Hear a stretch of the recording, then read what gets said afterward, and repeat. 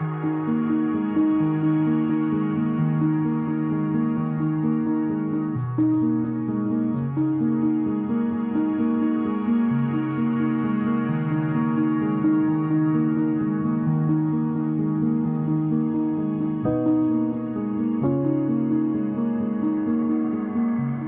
on the show, I have an incredibly special guest, Amanda Knox.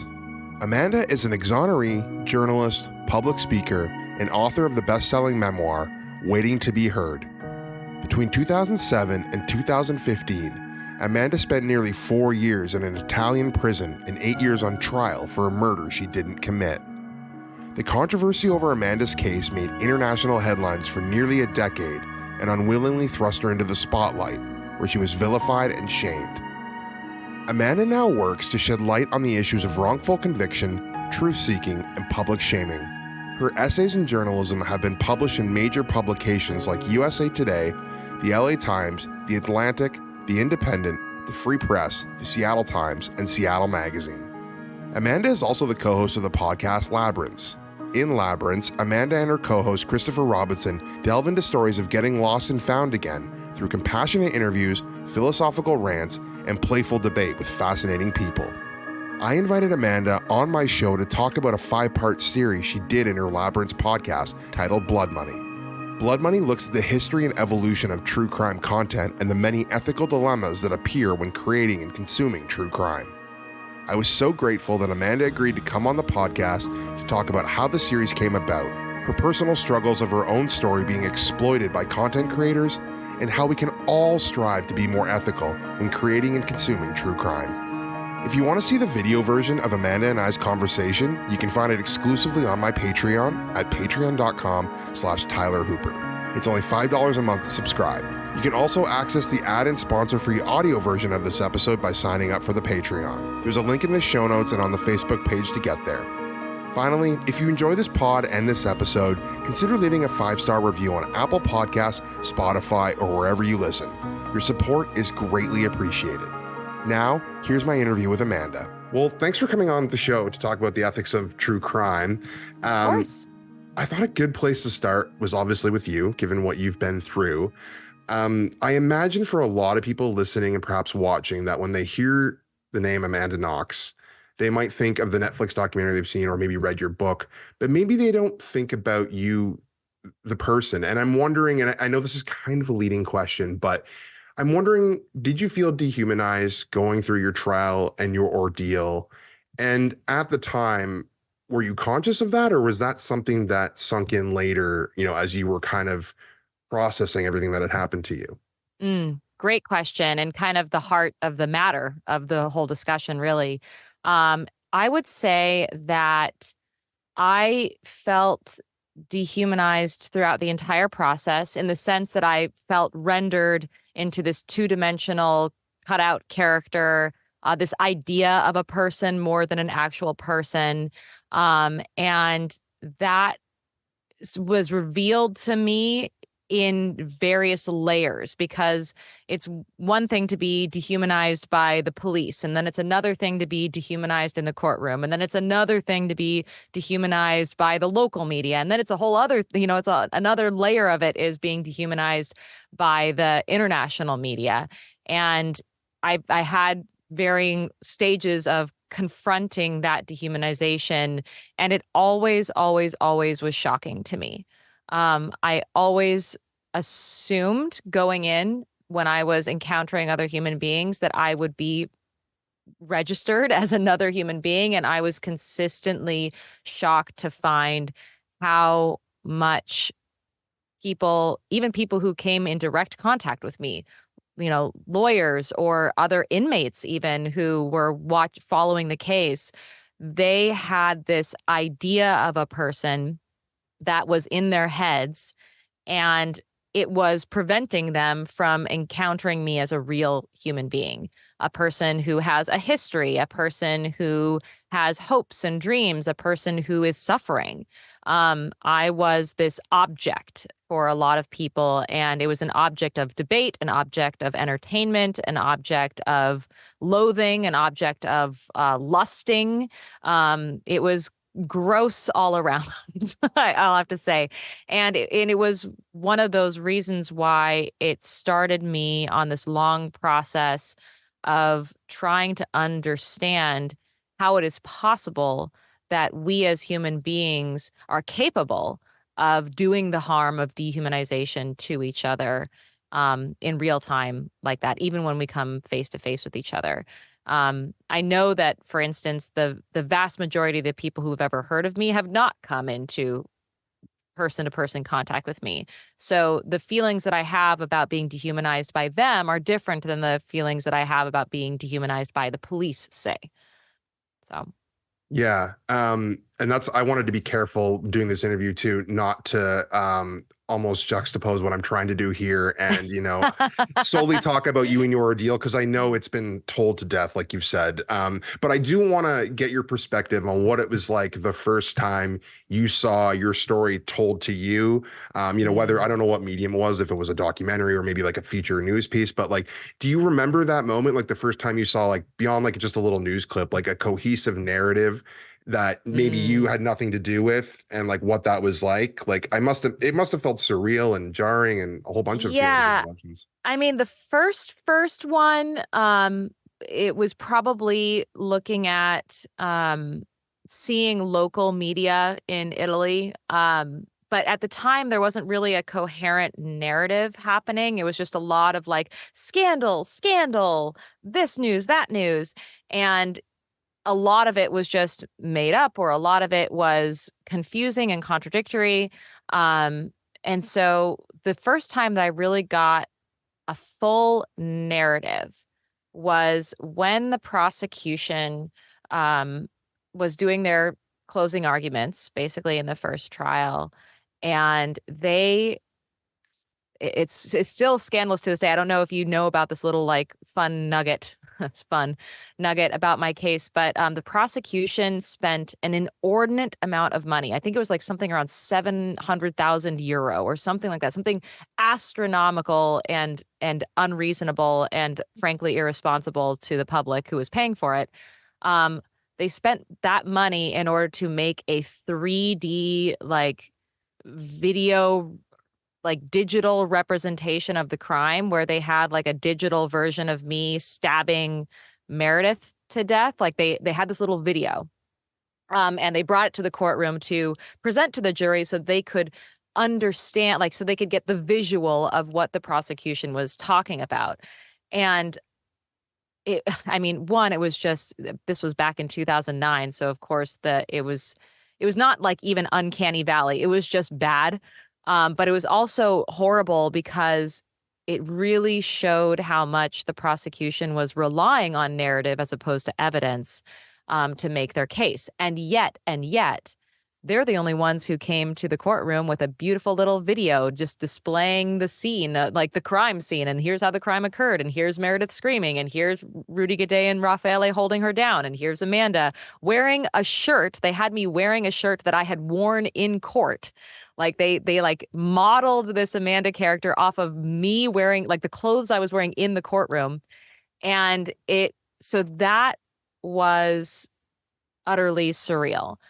And then, of course, there's all of the versions that happen. I remember when I was first released, I hadn't really been in contact with any of the international media about the case. I had seen a little bit how it was portrayed in Italy. A lot of it was talk shows, a lot of it was news reports, that kind of thing. But then I came home after being acquitted and I saw the 2020 specials that were about my case, or I finally saw the Lifetime film that was based on a true story, part of the case, and seeing the Amanda Knox character sort of, there's this one scene where she's like adjusting her boobs, and I was just like, oh my God, this is what the world thinks I am.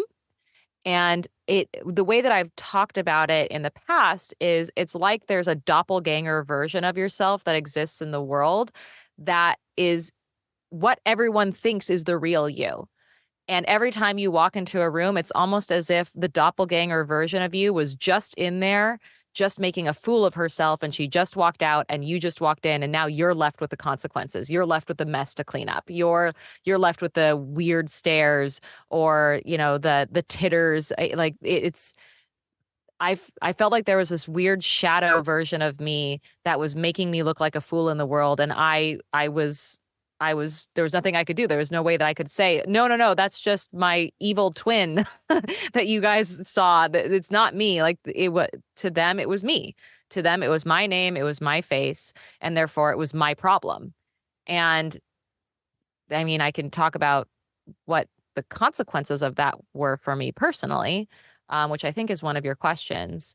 Yeah, like I think the consequences and like how it changed you. I can't imagine it, obviously the entire trial and ordeal would change a person, but then the public life that you were forced into afterwards. Like, yeah, tell me about all of that. Yeah, so it made me so okay, backing up slightly. I throughout my ordeal in Italy, especially throughout my imprisonment in Italy, I was very isolated from the rest of humanity, right? I'm literally isolated. I'm in a cell. I can't go outside these prison walls. I can only talk to a select few people who have been authorized by the prison system. And so my view of the world was very small. I had a very small window into the world.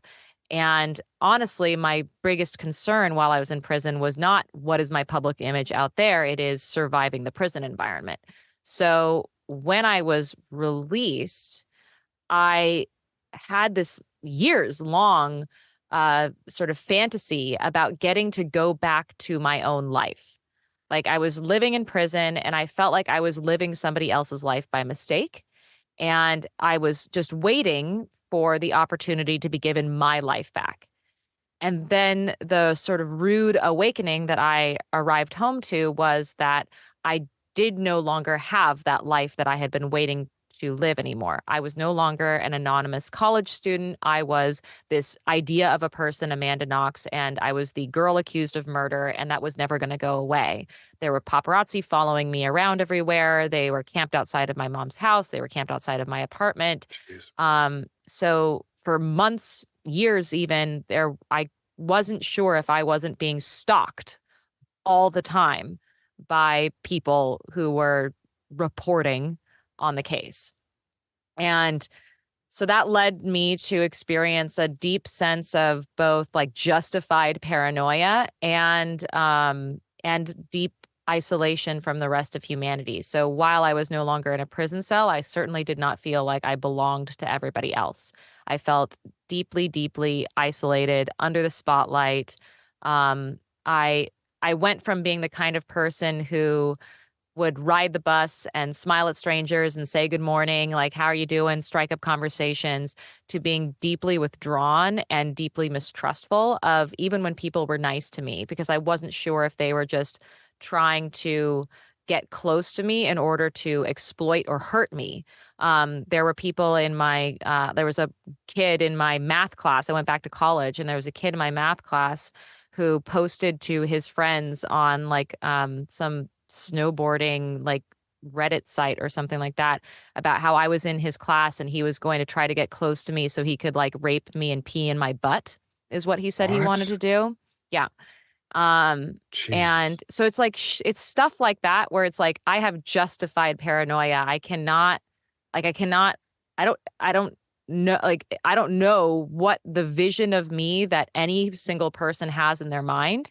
And I retreated back to only talking to or having relationships with people who I already knew prior to going to Italy, which gratefully, I have a big family, I have lots of friends. Um, but even that proved to be not just easy because over the course of going through this experience, I was changed. I had gone through something that no one else in my family had gone through. And so, in certain ways, I also felt estranged from the people I loved and the people who loved me. So I felt very alone for a very long time. And it's taken a lot of processing and a lot, I honestly encountering other wrongfully convicted people, um, for me to feel like I have a place in the world and within humanity again, that I'm not just like singled out. Yeah, and I wonder too, like, and to no fault, I don't think anyone would fault you for this if you did run and hide away and want to just get away from it all, but instead you've seemed to have kind of pushed back and become an advocate. And I'm wondering, like, it sounds like maybe that was a gradual process. I mean, what's been driving you to keep giving back and being an advocate for those who are wrongfully accused or going through something similar that you went through? Yeah, that's a great question because my impulse when I discovered this insane reality that I had come home to was to hide. I just wanted to be left alone. I didn't want to be, I didn't want being the girl accused of murder to be my legacy. But I also didn't feel like there was anything I could do about it. So I went into hiding. I went back to school. I got a minimum wage job at a bookstore that was literally underground. And I started writing for a local newspaper under a pseudonym. So I was very much like incognito as much as I possibly could.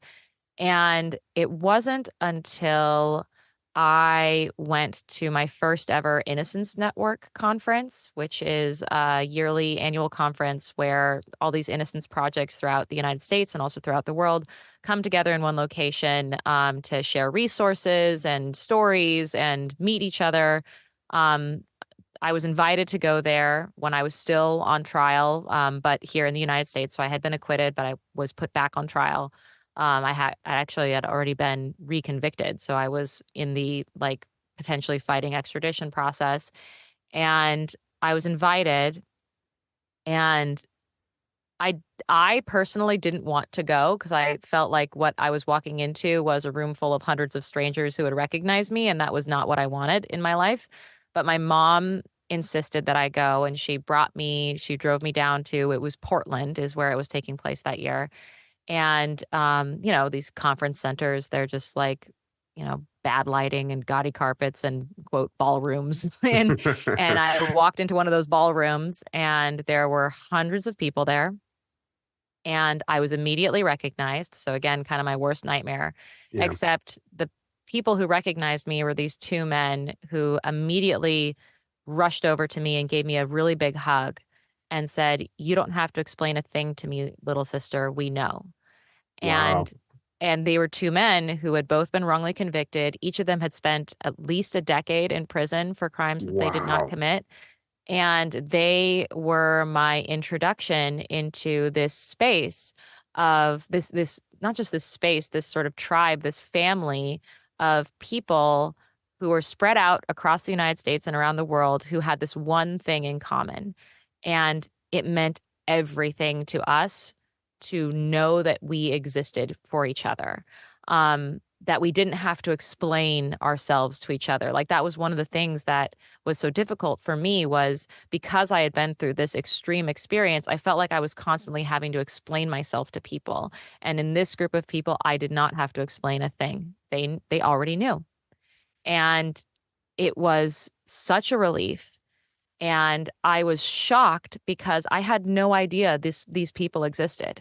Like I went over to Italy and I was put through my own wrongful conviction experience and I thought I might be one of the only people in the world that this was ever happening to, as far as I knew. Like I was not a true crime person. I did not have any experience with the criminal justice system. And so I really was raised with this idea that the police are the good guys, the bad guys are the bad guys, they go to Hmm. jail, and I just happened to be mistaken for one of them. And then I was sort of plunged into this reality where I realized, oh no, no, this problem is much bigger than me.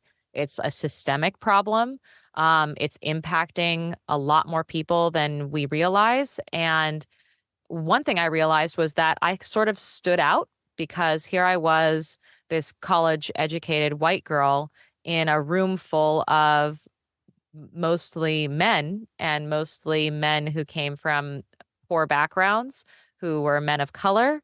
And yet we were a family and they were there to take care of me. And one of the things that I realized was that there is a lot of these people in this world, in this innocence advocacy world, they know, like they've all been there. They've seen it a million times. They're fighting the criminal justice system left and right. They're trying to do right by people who have been harmed. But like their stories exist within a very specific subsection of society. Hmm. And the subsection that I had come from had no idea. And I realized that there was an opportunity there for me to be a bridge between this community that was deeply entrenched in this really important work and the rest of us who had no freaking clue that it was even happening. Right. And I leaned into my sort of background in creative writing, my background in just interest in human stories, and pursued it from there. I just sort of figured out that here was this intersection between my experience and my skill set. And I just I finally felt like I had some sort of purpose and direction when a lot of that had been taken away from me because of the whole ordeal. That's incredible. And it sounds like a really strong support group in some ways, Oh right? my God. You have no idea. I mean, Yeah. maybe you have an idea. Maybe you have a support No, group of people, but like this is not like not that. this is not like just friends, Right. right? Like the thing that's so interesting about this group of people is we don't see each other very often.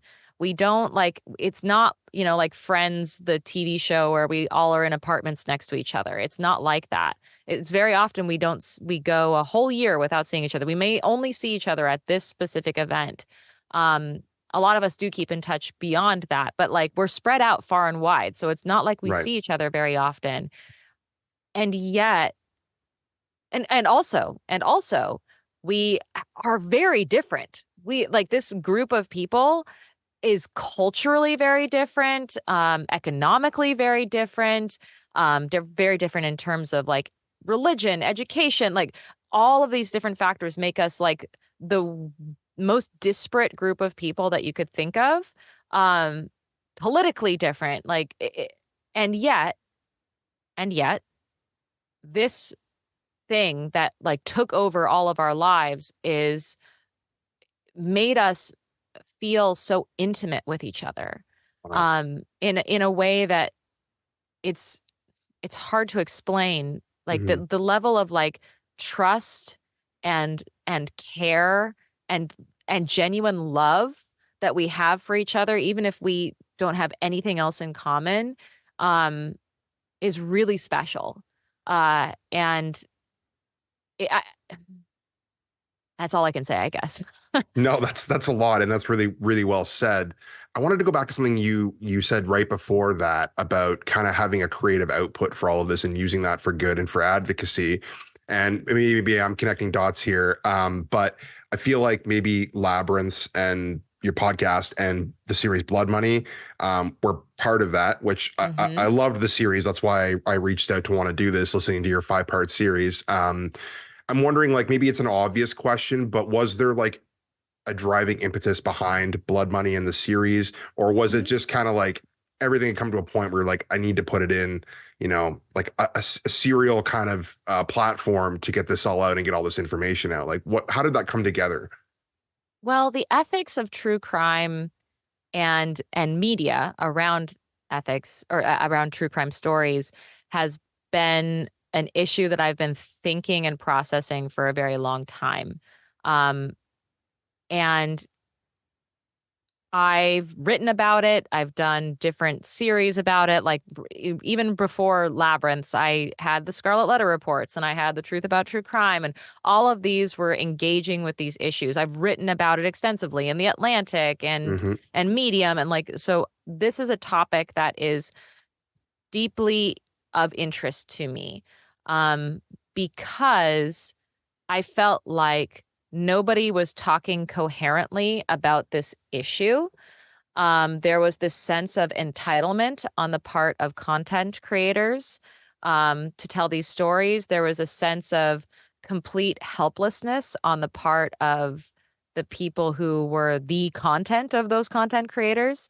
And I learned from having experience in this world, seeing the good, the bad, and the ugly of media representation, um, that there that disconnect between the content creators and their sources um, was both unnecessary and unethical Yeah. in no uncertain terms. And I was curious to know why that was happening. I was Hmm. curious to know what the history was behind that. And it led me down this road. And the real catalyst for the Blood Money series was actually finding myself in the middle of a true crime ethical dilemma, which didn't ultimately make it into the series because Hmm. it was determined by everyone involved that it was better kept private. But Okay. there was this really interesting dilemma that I found myself in where I was in the crosshairs between two separate sides of this debate. And I was attempting to sort of mitigate or like to mediate these two factions um in a sort of learning and productive way. And that pushed me to then start asking those questions really deliberately of content creators, of historians, like bringing all of these perspectives together to the at one table to really just dissect what is going on here. Does it really need to be the way that it is today? Are there other models for how true crime can be consumed? And if so, like how do we get there?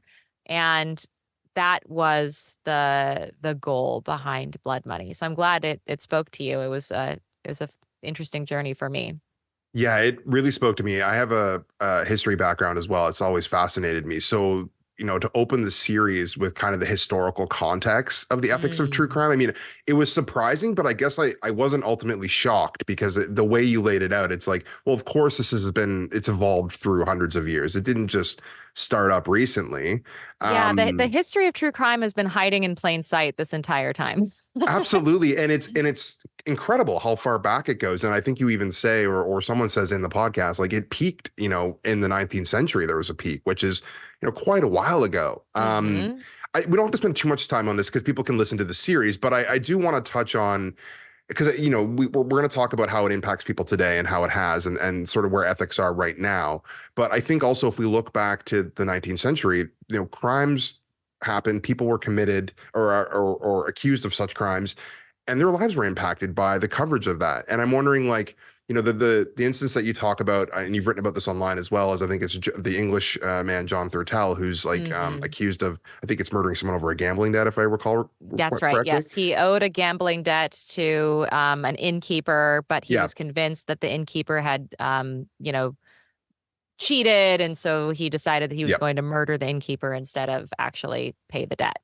Yeah, and I'm wondering, Um, can you tell us, like, because that case got some coverage, and like what oh, was it the got a impact of lot that? of coverage. Yeah, like what was the impact on his outcome and the trial and whatnot? I mean, I think the thing that is most interesting about this is at the time, it was not considered out of line for there to be not just media coverage of the case as it was happening in court, but also plays written about it and performed, and these little booklets that would describe, like, oh, what did he say to him as he like shot him in the face and then slit his throat, like this, like this public interest wasn't just in the facts of the case itself, but it was in the scenario, the narrative, and people really wanted to have as much access to that narrative. They wanted to, I mean, they wanted the novel version, they wanted the play version, they wanted to see it with their own eyes,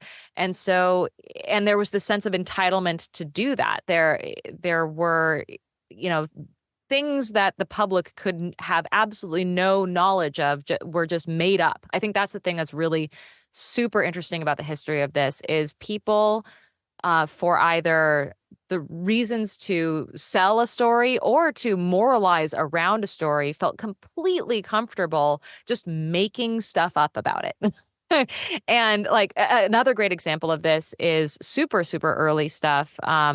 So before it was like crimes were being reported on per se.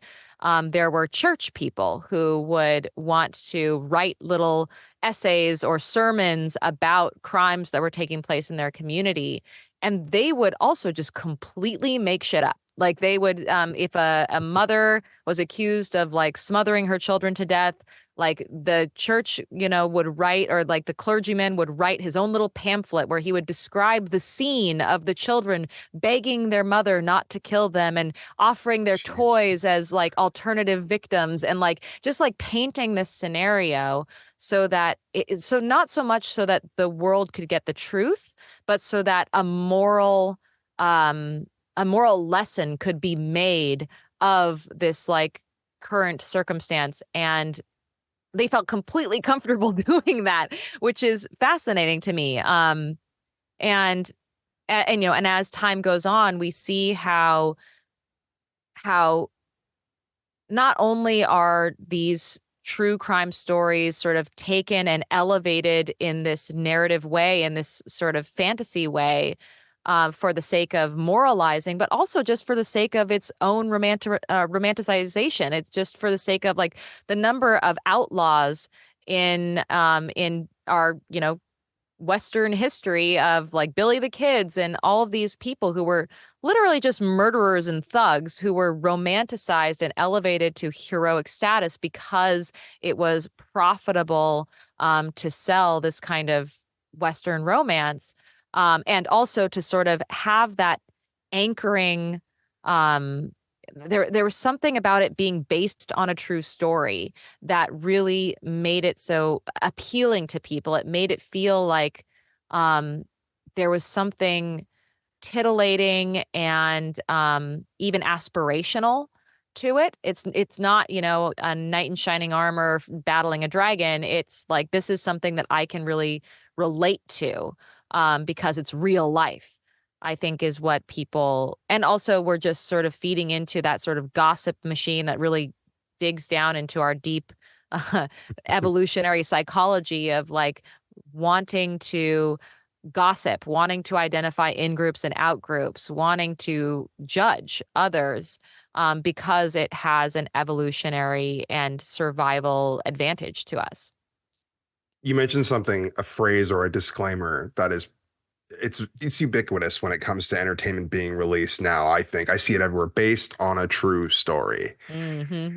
That is something, and this isn't in the questions, but it's Based. yeah, well, exactly. And I wonder, there is an entitlement with that phrase by creators to use someone's like real events and then pad them with sensationalism to sell a product. Hmm.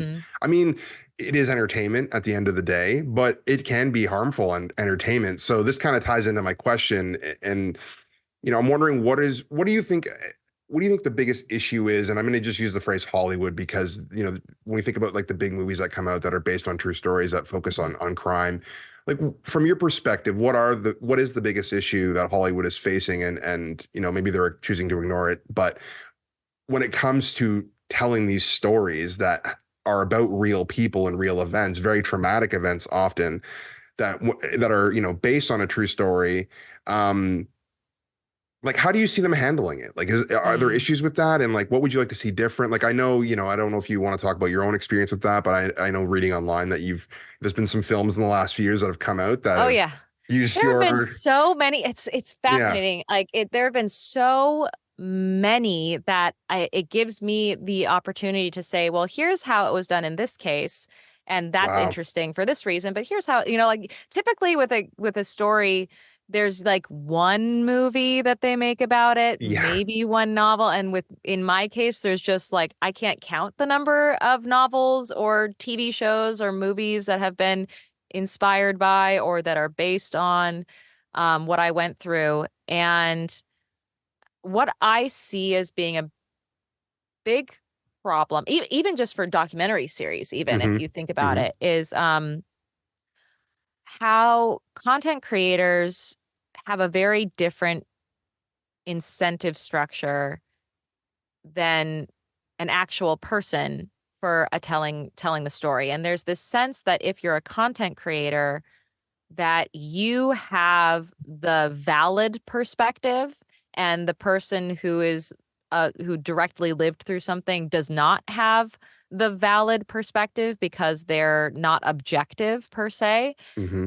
But what I would argue is that nobody coming into these stories is ever objective. I would say that everyone is coming in with their subjective experience. And so it's not as if the further you are from the story, the less impacted you ever are about the story means that you have the right perspective. And I think that one of the one of the things I would challenge to content creators is to recognize what is your perspective going into one of these stories. What is your goal? Why, where, how are you personally impacted by this story, and what are you projecting from your own personal interests and personal experience onto that story? Because that's what you're doing by choosing to tell the story in the first place, and by how you frame it, and by what story you want to tell. And I would say don't underestimate the perspective of the person who is your subject, because it very well could be that they've had to process the story, like the experience, much more than you have, and they Hmm. understand its implications and its broader implications potentially more than you do. But beyond that, I think one of the problems with Hollywood in this case is the monetization of scandal. Because it's one thing to be inspired by a story. Like, there's a really great example of this in my own situation, which is Anatomy of a Fall is a movie that just recently came out. It's been very critically acclaimed. Apparently, it was inspired by my story. Hmm.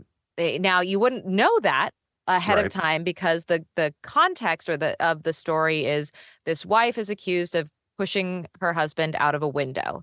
And the question that is being debated over the course of the story is, did she push him, or did he commit suicide and jump? Hmm. And so that on its surface, you think, okay, I don't see Amanda Knox there. Like, Yeah. this is not her roommate. This is not a rape and, stabbing, killing. Like, all of the details have been changed enough that it's not recognizable as the Amanda Knox story. No one watching that movie is thinking, oh, Amanda Knox. Or if they are, it's more of like this more subtle things that were a part of that story that do have resonance. And those things might be how the female character's sexuality was raised as a way to render her a less savory individual to the attorney or to the jury. The fact that she was in a foreign country for her, so she was felt like an outsider. The fact that people didn't think that she reacted the way that a normal grieving person would react. And I would say potentially the ending is left a little bit ambiguous. So there is, I think, one of the things that people think of when they think of my story is they they come away thinking, well, we'll never know the truth. And of course, like, that a little bit bugs me, because I think that it's very easy to see what the truth is in my case. But there Hmm. is, when people think of this case or my case, a lot of people think there's an ambiguous ending. Maybe there's more to the story that never got revealed and we'll never know. And that was a little bit the vibe that was at the end of Anatomy of a Fall. But I would say that of all of the products that have ever been inspired by what happened to me, that was the most thoughtfully done, because it was not lazy. It didn't just turn Italy into France and, you know, uh, vaguely, like, change a name or two. Like, it was, there have been very, very lazy fictionalizations based on a true story. Like, Stillwater is a good example of this. I was referencing Stillwater by saying Yeah. France and changing a few names. Yeah. I picked But up on like, that. yeah, yeah. But Yeah. Stillwater was like, it was attempting to be a smart, Hmm. thoughtful movie. Um, Apparently Matt Damon even went out of his way to go and hang out with people in the rural Midwest, so he could really like convey their humanity in its fullest proportions. And yet nobody thought to reach out to anyone in my family or me personally who was very obviously being depicted in the film, even Yeah. if by another name. Yeah. And I think that what the sort of creators of that film would say is, well, we were obviously inspired by Amanda's story, but it's not Amanda's story. And I would say, well, if it's not Amanda's story, then why do I see you using my name to promote the film everywhere? And why is it that everyone who watches the film is like, oh, this is obviously about Amanda Knox? Because if you really were truly fictionalizing it, you would not. That would not be the takeaway. Like it would be the takeaway that Anatomy of a Fall does, where it's very odd. Like enough details have been changed that it's a whole new story. And really what you're doing is taking the implications of a real life story and reimagining them in a whole new scenario. That is not what Stillwater did.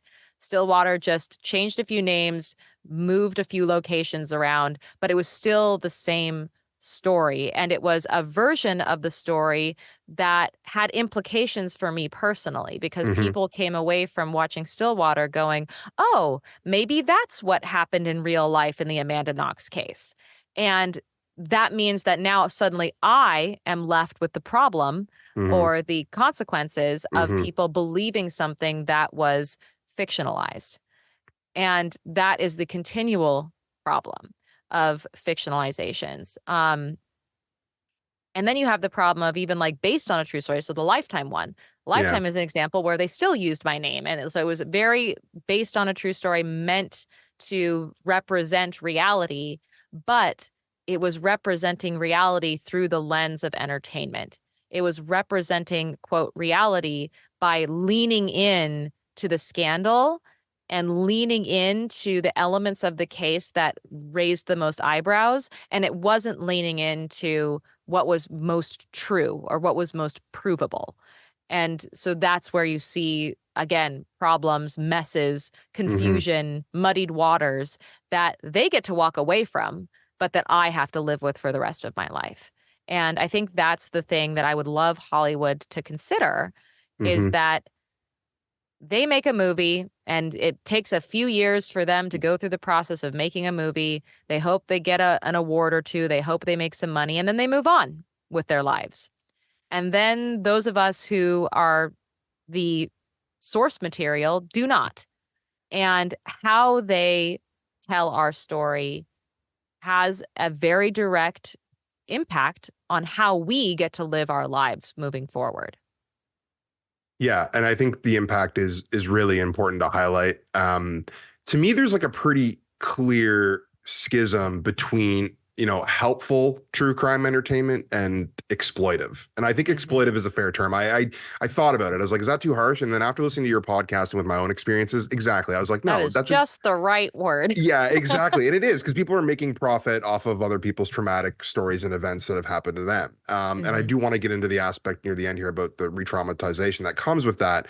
But I'm wondering, I mean, maybe this is too ambiguous of a question, but is there a line to be drawn between that helpful and exploitive from your experience, I guess? Because I mean, it's harder for someone like myself who hasn't had that to clearly see if there is. I mean, I have my own morals and values that can guide that based on, just what I believe. And then I guess maybe this is also seems obvious, but are there any big benefits to telling these so-called true crime stories?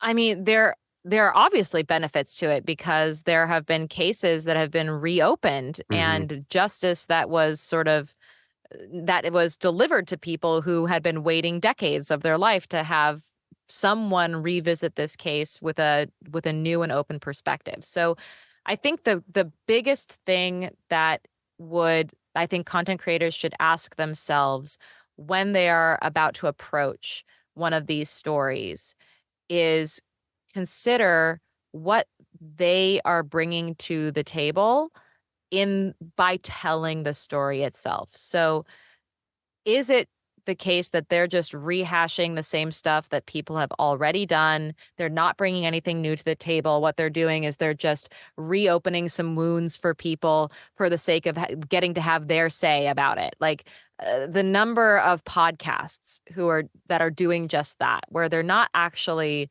bringing anything new to the table. There's no reason for them to be doing the podcast other than to do it, or there's no reason for the Discovery Channel to be doing their episode about it, except so that they can have their episode about it and they know that some people are going to watch it. Like if if you have no new perspective or no new evidence or no new if there's nothing that is being gained for the sake of the case itself or the people involved directly impacted, then I would say I don't think you got a good reason to be doing it. Because it just sounds like you just want this opportunity. Basically, you're leaning on someone else's real life trauma in order to tell a story. And you know what? There are infinite stories out there in the world to tell. You can make up your own story. Just make up a story. Like you don't have to lean on Yeah. someone's worst experience to tell a Hmm. story and be a storyteller. So unless you have something that you are bringing to the table that is going to make people more empathize with the experience or uncover new information or or put it into a more historical, broader perspective. Like I think that's a really interesting thing is when you see cases being that we thought we knew, but now looking back 20 years later, we're like, oh my gosh, now I realize with some hindsight that there was a lot of political or social things going on Hmm. that obviously impacted the case in a way that we couldn't see at the time. Hmm. Like these are important ways to tell stories. Telling the story just for the sake of telling the story because people are gonna listen to it because it's interesting, I guess, is not worth it. Just tell a different story. Make Yeah, one up. absolutely. And I think a lot of what you're saying, this is kind of this word keeps popping into my head as we're having this conversation. And this is from a creator perspective, is intent. Like, what is my Hmm. intent with this? Because there are times there have definitely been thoughts where I've seen a case and I'm like, is my intent, and I've struggled with this, well, not struggled with it, but I've had the thought where it's like, is my intent here to cover this because I want to bring awareness, or is it because ad revenue next month will look a little bit better, right? Like, Uh-huh. and Yep. and there's that comes with it as well. And I started my own podcast, with the former thought of being like, well, I want to bring awareness for families and people of missing persons primarily who don't get exposure all the time. Right. Use my journalism background to do that. um And missing person cases are so great for that because on the one hand, you can sort of look over and over again at the same, like some missing mhm, person cases are so tragic because there's been no leads for like mhm, 20 years. mhm, You're just mulling over the same stuff, chewing over the same material over and over again and getting nowhere. But at the same time, like it's still an open case mhm, and something may be around the corner that might lead to some important revelation that might mhm. bring closure to people who are still suffering like that. Those are great examples of cases that could be covered responsibly. Yeah, and I think too, like just from my own journalism background, I know too, like unless they're already really popularized, or there's an anniversary date, like they don't get a lot of coverage. They No. tend to, especially as the years goes by. So that was also the intent. Like, maybe someone listening will have some information, or be able to provide something that will give the family or the police some sort of lead. So Hmm. um, but going back to kind of, I want to talk about some of the pitfalls too, because the biggest fear that I have as a creator whenever I'm going to interview someone, even if they've consented and it's, well, they always consent, but even if, they seem enthusiastic to do it, I'm always like, I don't want to re-traumatize them because they are Hmm. reliving, some of the worst days and moments of their lives. Hmm. Listening to a lot of true crime content, I don't think a lot of creators understand that. Like, I don't Hmm. think they understand how, first of all, how trauma works and Hmm. how easily it is for people to feel re traumatized. And I guess the question here is like, as a content creator, is is that kind of line of thinking of whether we're going to re-traumatize someone, is that our responsibility, or is it the responsibility of the person who's accepting the interview to take that on and understand that maybe that's going to be a part of the experience of sharing their story, or is it a shared responsibility? Like, I'm curious how you see that. So, in an ideal world, a person walking into an interview to tell the story of the worst experience of their life would be 100% educated on Hmm. how they're going to be impacted by the telling of their story. They would have already processed their experience with a therapist. Hmm. They would know like what story they are ready to tell, and they would be in partnership with a storyteller who's interest would be in helping them um, tell their story in the most truest way to them that is that at the same time like does the work of getting the material that you need to tell a story, because Hmm. like frankly, I also face this problem as like if I'm going to be interviewing somebody about a rape accusation, say, like, Hmm. is it rape porn if I'm asking them to really like get down to the details of what we're talking about here? And I would say that it is a tightrope that content creators have to walk because we do not live in that ideal world. The vast majority of people who have had horrendous experiences happen to them are in no way educated or prepared to tell their story in the way that is best for them. Like they need the experience of telling their story to someone to even know what it is that they're trying to tell. Hmm. And I've had this experience where I have been interviewed like in the early days of doing interviews. I felt re-traumatized and exploited because in large part because I didn't know what power I had as a storyteller. As like I didn't feel like the story was even really my own to tell because I was sort of at the mercy of the people asking the questions. I felt like I was still in the police interrogation room where the Wow. police were the ones who were in charge of the story and I was not. I was sort of at their mercy and I was at their disposal in the hopes that they would get it right. And I didn't realize that I myself had the power to say, you know what? That question is completely irrelevant. Let me tell you what is important about this story. Let me the number of times that I've now like see red flags of things that are about to happen to other people where it's like, when content creators say, I'm going to have to ask I'm going to have to ask you the question of, did you molest your daughter? Even though there's no evidence that you did, just because people have speculated about it, like I would push back and say, I don't think you actually have to ask that question 100%. because if you have no evidence of, or in the case with my case, for instance, like I, had the Chris Cuomos of the world asking me if I was into deviant sex. And it was like, you know what? That's actually not relevant to this case. So, no, you don't have to ask me that question just because people are titillated by the idea that I might be Hmm. into deviant sex. Hmm. Like there's no evidence of me physically being there in the room where my friend was sexually assaulted. So no, like you don't have any reason to think that I had anything to do with any sexual like assault at all. And like it was leaning in again, it was that leaning into the scandal, the titillating instead of the facts. Hmm. And I think that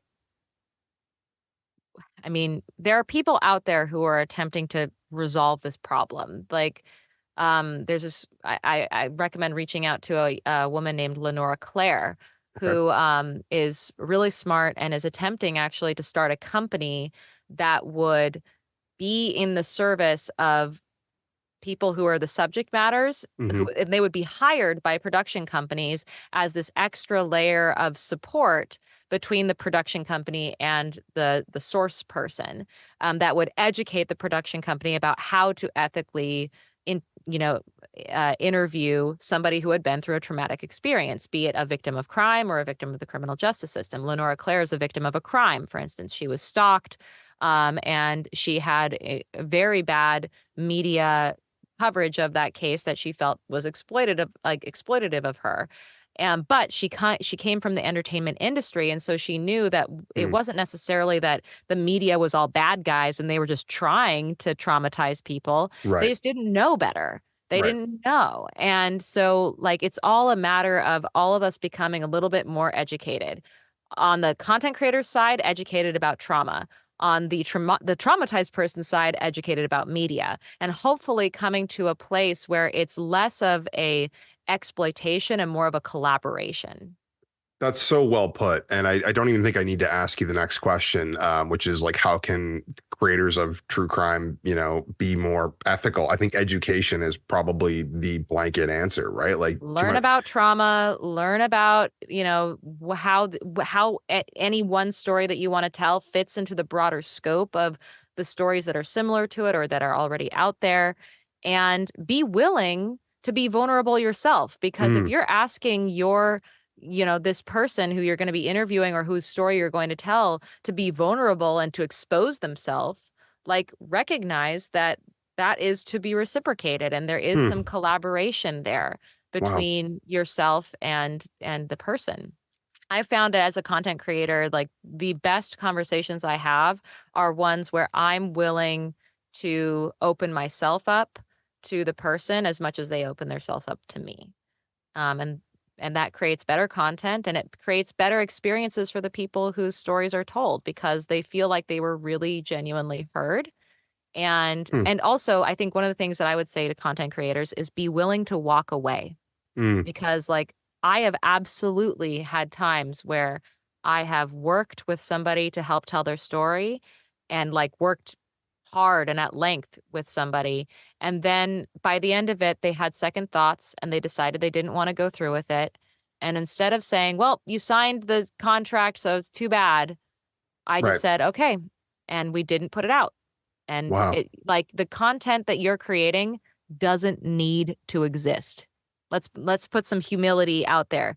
Nobody who is ever creating content anywhere needs their content to exist. So start from there and then like work your way up. That's great advice. I know we're getting close on time, but I wanted to ask you, I wanted to end with this question because obviously people will be listening to this. We've Mhm. talked a lot about creators and how they can be more ethical in the choices they make when they're creating their content. I'm wondering, do you have any thoughts or advice for people listening who aren't creators, who are just consumers of true crime Mhm. content? And I guess maybe in this case, well, you don't have to focus on podcasts for your answer, but yeah, like what advice or thoughts would you give them on more ethically consuming true crime content? I mean, I think it would be curious about how the sausage gets made, Mm, because and sort of measure um, the the value of the content that you're creating, not just by how titillated you are by it, but by the impact that it's going to have on the directly impacted people involved. And be curious. Be curious about whether or not they consented to the project or they were a part of the project, or um, and resist sort of just accepting easy black and white stories, and instead look for content that is willing to get into uncomfortable spaces and admit that it doesn't know. I think the more humble and honest the content, the better it is anyway, because I think it hmm really does get down into the nitty gritty of like human nature. hmm Um, and also just like recognize that, like, again, if it's based on a true story, that means that there's a real person out there um, whose life is still being impacted by the telling of it and the consuming of it. So just ask yourself if it's worth it.